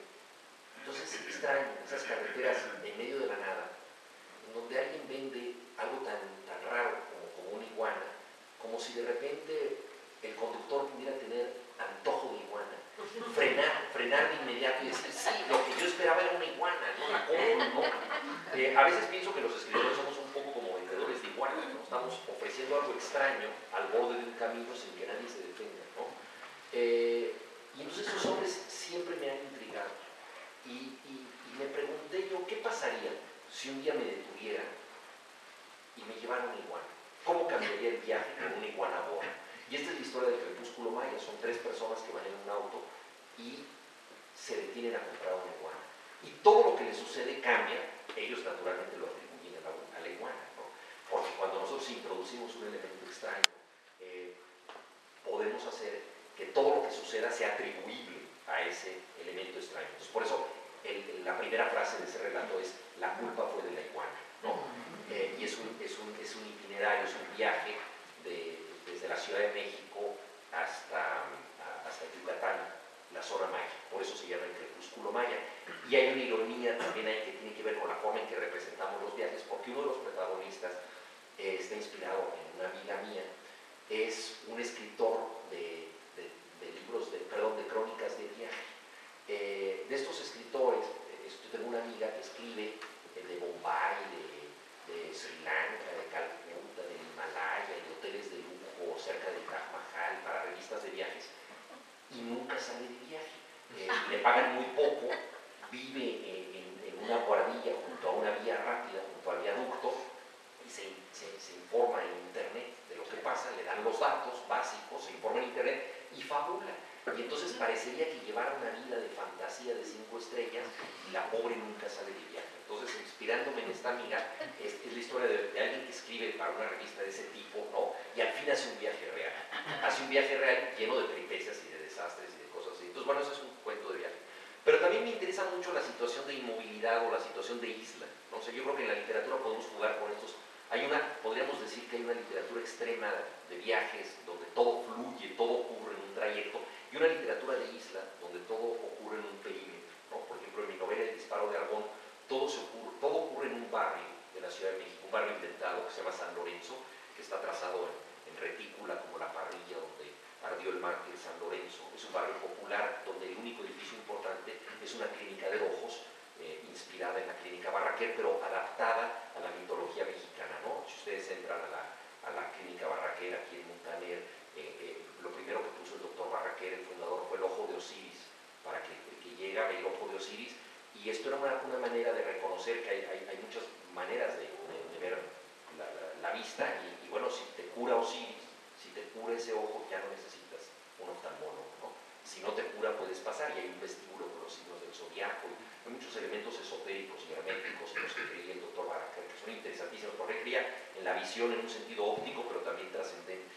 Y su discípulo en México hace una réplica, pero a la mexicana. O sea, desde el ojo de Osiris está el espejo humeante de Tezcatlipoca, que es el dios de la fatalidad, es un espejo de obsidiana, en donde el hombre escruta su destino y lo que le puede pasar, y en fin, está lleno de símbolos, es una especie de pirámide azteca posmoderna o moderna, ¿no?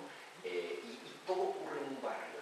Pues es una novela de una hiperlocalidad, y yo quería cómo representar una ciudad oceánica como la Ciudad de México, que ni siquiera sabemos cuántos habitantes tiene, ¿no? O sea, cuando tú le preguntas a un mexicano cuántos habitantes tiene la Ciudad de México, te dice, pues no, yo creo que entre 18 y 20 millones, ¿no? O sea, el margen de error es como del tamaño de Barcelona, más o menos, ¿no? Es como margen de error, ¿no? Y entonces, a nosotros nos cuesta mucho trabajo describir una ciudad tan oceánica. Entonces me ocurrió que una manera de describir el mar es describir una isla, ¿no? Entonces, tener una isla, y a partir de todo lo que pasa en la isla, prefigura un poco lo que pasa en el entorno que es el mar. Entonces, la idea de describir la ciudad a partir de un solo barrio pequeñito, inventado por mí, pero que trate de captar el pulso de lo que es más o menos la Ciudad de México, ¿no? Entonces, también esa es una novela de localidad. Muy bien, pues... Así. A mí me gustaría saber cómo has tenido la educación en alemán. Yo soy alemana. Ah, Y has ¿de estado dónde? de Colonia. Ah, muy bien. ¿De dónde? Y has estado 3 años en Berlín. Sí. ¿Has tenido tentación también de escribir en alemán? Uy, no podría. He traducido, pero yo creo que hay que tener un... A ver, lo más importante en la traducción es la lengua de llegada, ¿no? Porque el lector te va a leer a ti en la lengua a la que se traduce. Entonces, por ejemplo, uno puede a lo mejor no hablar perfectamente o sin acento el ruso, pero tener suficiente capacidad de dominar el ruso para captarlo en un magnífico castellano. Eso es, digamos, un ejercicio interesante, y es lo que vale la pena en la traducción. Entonces, yo no me siento capaz de escribir en alemán. Sí he escrito muchas cosas de correspondencia, he supervisado traducciones. Ahora se puso una obra de teatro mía en Alemania, entonces sí hubo mucha discusión con la directora y con la traductora, pero hasta ahí llego, ¿no? Y puedo hablar así más o menos, pero no me siento capacitado. Y además otra cosa es que no me nace, ¿no? Porque la lengua te tiene que surgir como una especie de zona del inconsciente que bueno, a veces sueño en alemán, pero sueño en alemán. Es que me extraña, porque 9 Sí. años Sí, 9 años de es mucho. niñez, Sí. has dicho que todos, Sí, menos, sí. ¿no? O sea, todos has tenido que Sí. aprender en alemán. Pues sí. Debería haber dejado una huella. No, sí dejó una huella, fortísima. una huella muy grande, muy grande. Pero que yo, digamos, la relación que tengo, que sí es fuerte en mí, es en la traducción, en la adaptación de textos del alemán. Eso sí, yo creo que es lo que yo puedo hacer con el alemán, trasladarlo al español. Sí. Lo habla y lo escribe perfectamente. Seguro. Y el problema es que él, en las 3 novelas que ha escrito, nunca ha salido de México, ¿no? O sea que si tiene que llegar a Alemania, primero tendrá que hacer novelas de España y de Barcelona, pues lentamente irá acercándose y finalmente quizá a la jubilación en Alemania, y quizá Bueno, antes de has morir. estado 3 años. Sí, Sí, pero no ha escrito literalmente sobre... Sí, no, he escrito algún cuento que se ubica, hay un cuento que se ubica en Potsdam, otro se ubica en Düsseldorf, pero son cuentos.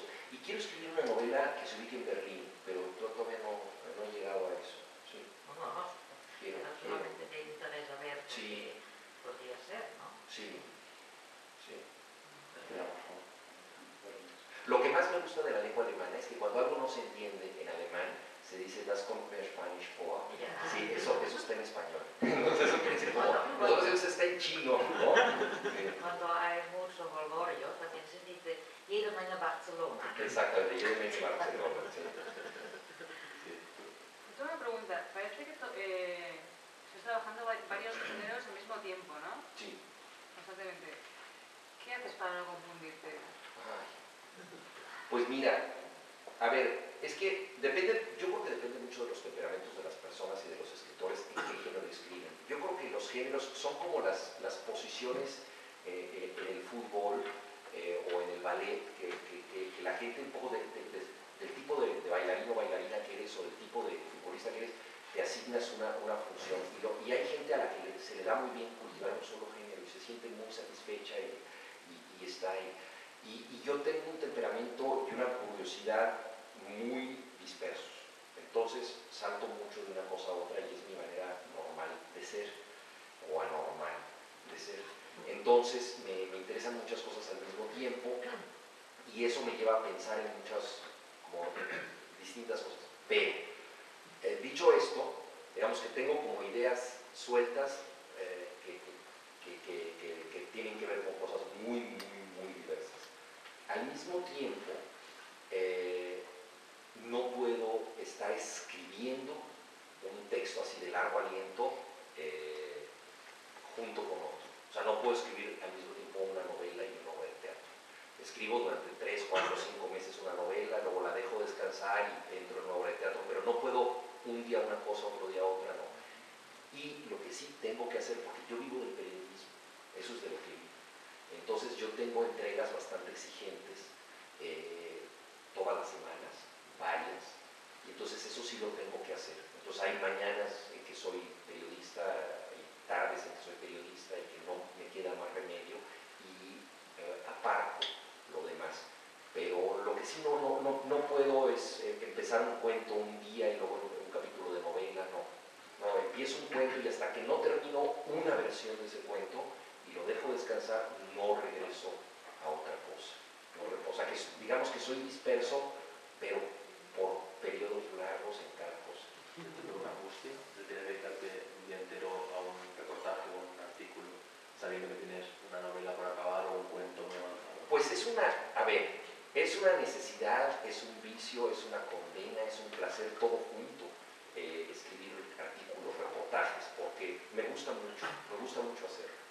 Me da también una sensación de vivacidad muy grande y me gusta la inmediatez del hecho literario. O sea, me gusta que uno trabaja como una bestia durante 5 o 6 días o un mes o lo que sea para hacer una crónica, un reportaje, y eso se publica de inmediato y ya existió, ¿no? A mí me parece, en lo personal, me parece mucho más difícil la variedad de los proyectos muy largos, ¿no? Porque además yo me tardo mucho en las novelas, quizá por esta misma dispersión, estar 4 años con una novela, ¿no? Y no sabes a dónde va a llegar y qué va a ser y cómo va a acabar y cómo se va a publicar y qué extensión va a tener. Toda esa incertidumbre a mí me angustia un poco más, ¿no? Otra cosa que me fascina de los encargos periodísticos, bueno, casi todos ellos tienen que ver con temas que más o menos me interesan. Muy rara vez he hecho uno cuyo tema no me interesará de antemano. Pero una cosa que me fascina es la tiranía de la extensión. Eso a mí me encanta. Que te digan, tu texto tiene que tener 5.000 caracteres, 18.000 caracteres, los que tenga que tener. Eso me gusta mucho porque es un desafío de extensión que tengo que cumplir y tengo que hacer lo mejor en esa extensión. Y generalmente lo que sucede en mi experiencia es que sí, casi siempre yo escribo de más. Casi siempre escribo de más y luego tengo que acortar. Claro que más o menos ya sé, o sea, con los años tienes como una idea de los caracteres, más o menos antes eran los folios, ¿no? Y tienes una idea más o menos vaga de por dónde vas, si te estás alargando mucho o no. Pero generalmente cuando digo, bueno, ya, a ver, vamos a ver esta versión, siempre me paso. Y ahí viene un proceso que a mí me parece interesantísimo, que es reducir a la extensión exigida. Y eso es un proceso a veces agobiante, pero que me gusta mucho. Y cuando llego a la extensión exigida, debo reconocer siempre que esa versión es mejor a la versión larga.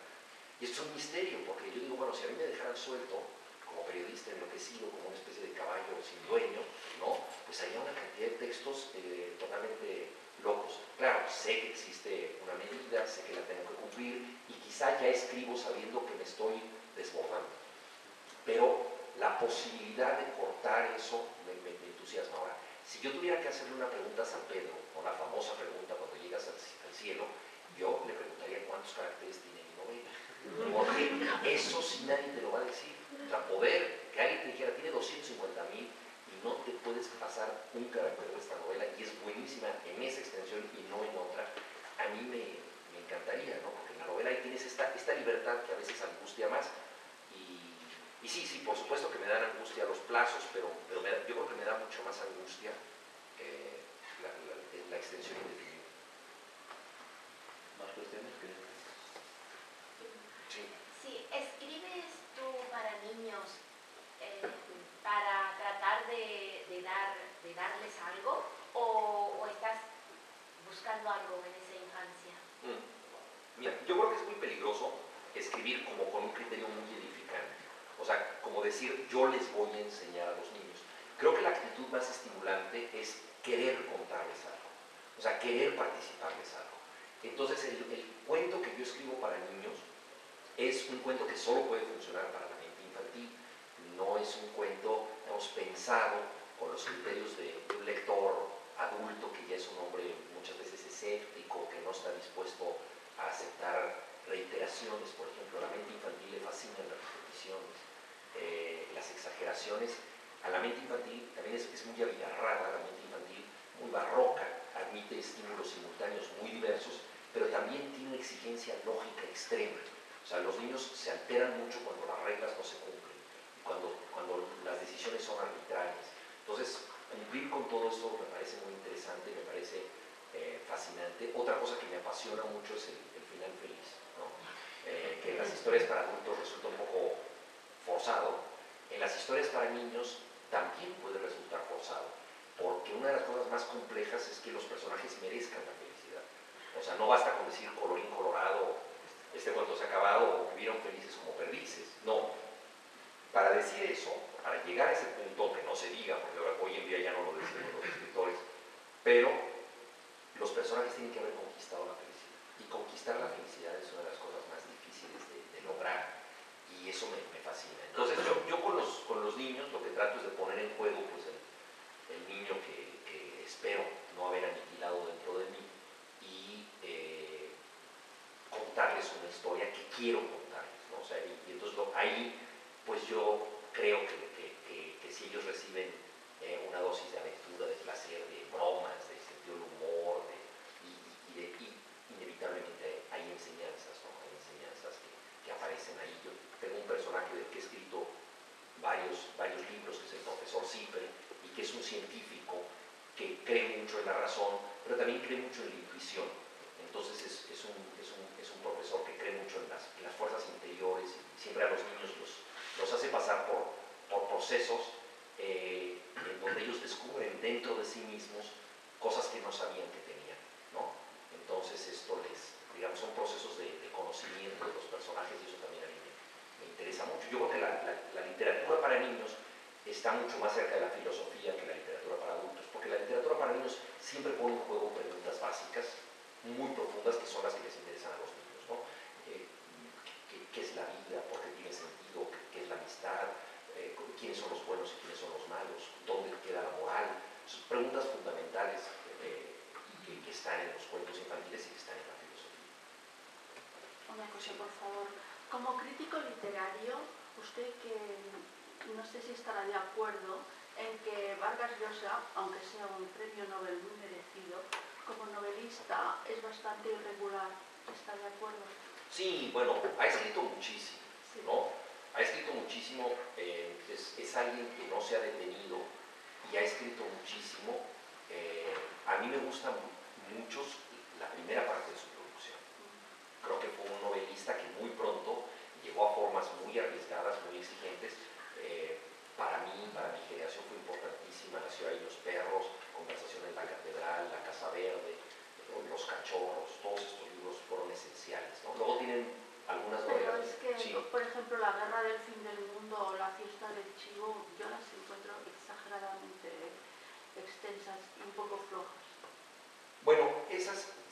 estoy de acuerdo con usted. Yo creo que son novelas, esas dos que usted mencionó, son interesantes, son novelas muy trabajadas Sí. y que te enseñan cosas de lugares, pero sí son novelas de aventuras ya un poco infladas, ¿no? Me temo que la nueva va a ser un poco así, ¿no? Ahora para alguien que ha escrito tantas cosas en tantos géneros, creo que ha mantenido un nivel que otros autores no han podido sostener, escribiendo tanto, ¿no? Porque, y eso lo planteábamos ahora con Jordi antes de entrar aquí, ¿cuánto debe escribir un escritor? Y él ha escrito tantísimas novelas que sí, efectivamente, yo creo que es un autor desigual. Y de todo autor, al final, van quedando 3, 4 libros, ¿no? Que son claro, siempre hay un conocedor en cada época que dice, no, es que todos han leído este libro, pero el mejor es otro. Por ejemplo, Bill Clinton es un político muy hábil, muy inteligente y es un gran adulador de los escritores. La mayoría de los escritores son grandes vanidosos. Entonces les encanta que les elogien los libros que no han tenido éxito, ¿no? Entonces, por ejemplo, Bill Clinton le dijo a Gabriel García Márquez que su libro favorito era Ojos de Perro Azul. O sea, habiendo escrito García Márquez tantos libros famosos y exitosísimos, escogió, yo creo que muy astutamente, Clinton dijo, ¿cuál es su libro que menos se ha vendido? Se lo voy a decir. Y claro, García Márquez se fascinó, porque muy rara vez recibe ese elogio. O sea, ¿cuántos le habrán elogiado 100 años de soledad? Entonces, siempre, pero eso queda para los políticos o para los snobs, elogiar de pronto esas obras menores, pero todo autor tiene obras más prescindibles que otras, ¿no? Y uno es muy mal juez de sí mismo, ¿no? Cervantes pensaba que Quijote no era su mejor obra, y eso nos da un indicio de cómo uno se equivoca respecto a sus obras. Sí. ¿Más preguntas? Sí, no sé si hay... Sí. Antes de escribir una novela, a ver, decías que no sabes el número de caracteres que iba a tener, pero ¿qué sabes de la historia, de los personajes? ¿Cuál es Sí, esa es muy buena... Sí. La precocina. Sí, esa es una muy buena pregunta. Hay autores, por ejemplo, Vargas Llosa comenta mucho eso. Él tiene que tener un mapa muy completo de todos los personajes, una especie de árbol genealógico, cómo se relacionan unos con otros, estructura de los capítulos, técnicas. Tiene como una especie de gran mapa de trabajo. Y yo no. En el caso de las novelas, tengo como un tema general. Tengo un tema general y una escena que no necesariamente es el principio ni el final, que es una escena más o menos intermedia. Por ejemplo, en la novela El Testigo, lo primero que se me ocurrió fue que un sacerdote inteligente, culto, leyera la poesía de un poeta católico como Ramón López Velarde y la leyera descubriendo ahí algo que los otros lectores no ven, y que es justamente la posibilidad de que hubiera un milagro, o sea, que fuera la poesía de un santo. Entonces eso a mí me interesó mucho y se me ocurrió una escena en donde un investigador literario laico que no cree en milagros, llega a una hacienda en una zona apartada de México, una región. Esto también me interesaba porque mi familia, por parte de padre, proviene, una rama de la familia viene de San Luis Potosí, donde hay unas haciendas que producen mezcal, y es una zona muy alejada donde vivió López Velarde. Entonces, a mí me interesaba mucho recuperar también ese pasado familiar. Entonces ahí había, por ejemplo, ¿qué conocía yo? Conocía el pasado familiar, conocía las haciendas. Claro, conocía un pasado de mi familia del que no estoy orgulloso, porque era una familia muy conservadora que se quedó viviendo en el pasado hasta la fecha. Es una familia que fue muy perjudicada por la revolución, perdió las grandes extensiones donde crecía el mezcal, y esa zona, ellos la perdieron, pero también se perdió para el país, porque es una zona totalmente desértica, muy pobre hoy en día. Antes era injusta, pero rica, hoy en día es simplemente pobre. Y ahí quedan puras ruinas, y mi familia ha vivido en una nostalgia, en un esplendor perdido, sin darse oportunidad a sí misma de hacer otra cosa. Entonces yo quería reaccionar a eso, pero claro, yo no quería hacer un simple desahogo contra mi familia. Entonces eso desde hacía mucho me daba vueltas. Entonces dije, bueno, ¿qué tal que meto ese escenario familiar? Me interesaba ver cómo alguien puede interpretar la literatura en otra clave, en una clave casi sagrada, y sorprender a un testigo que fuera un investigador literario que llega a esa hacienda donde vive su tío, un tío montado en el pasado totalmente. Y lo más interesante que yo pensaba ahí era lo siguiente, que el investigador literario, siendo un hombre laico, un hombre que no cree en milagros ni en esta interpretación religiosa, por un azar del destino, estuviera en posesión de revelar algo que le ayudara al sacerdote. O sea, que el sacerdote hiciera una interpretación medio enloquecida de lo que es esa poesía y que dijera, bueno, nos hace falta un tercer milagro, nos hace falta una clave. Y de pronto el otro dijera, Dios mío, es posible que yo tenga esa clave, pero esto no puede estar sucediendo. Y además yo no puedo ser el testigo de algo en lo que no creo. Y que lo situara así. Entonces eso fue lo que a mí me interesó y fue lo que yo escribí. Ahora, de lo demás no sabía nada. Entonces ya bien, pues, escribí esa escena, que es una escena como de 20 páginas.